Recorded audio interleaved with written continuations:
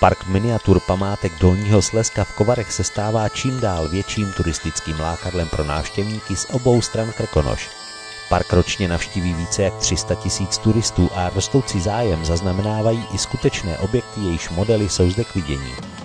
V roce 2010 byl v parku miniatur vystaven model Vrchlabského zámku a od letošního podzimu zde také naleznou návštěvníci miniaturu Jilemnického zámku. A já jsem nesmírně vděčný za to, že právě tohle to vzniklo, protože ta spolupráce sama o sobě byla velmi příjemná. Já myslím, že Park miniatur velice dobře ví, co dělá.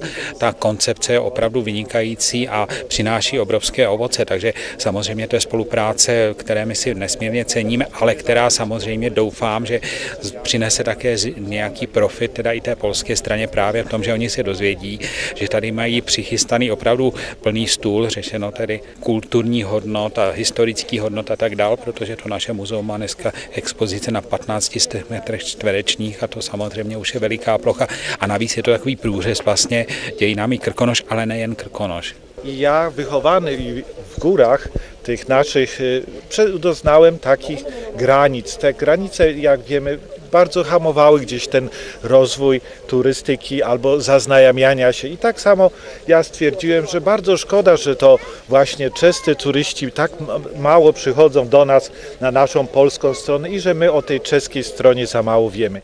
Důvodů, proč jsem se tentokrát rozhodl postavit zmenšeninu Jilemnického zámku, bylo několik. Stavba mě velmi zaujala a rád bych touto cestou pomohl ke zvýšení návštěvnosti expozic Krkonošského muzea. V neposlední řadě chceme Polákům nabídnout cestu, na které by poznali zajímavosti na české straně Krkonoš. Vrchlabský a Jilemnický zámek do parku miniatur určitě patří, říká tvůrce parku Marian Piasecký. A jilemnický starosta Vladimír Richter dodává. Tak jako představitel města jsem nesmírně rád, že jsme druhým, řekněme, českým objektem, který bude umístěn v parku miniatur.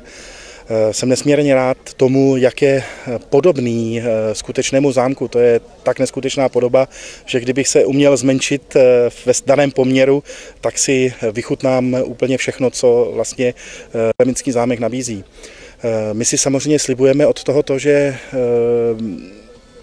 330 000 návštěvníků, kteří projdou parkem miniatur, takže si všimnou nádherného stavebního slohu zámku, nepochybně si přečtou o tom, co Jilemnice nabízí, jaké tady máme nádherné muzeum a poměrně navštěvované, jedno z nejnavštěvovanějších v kraji nebo v regionu, takže sem zavítají a že to přinese prostě další návštěvníky pro Jilemnici.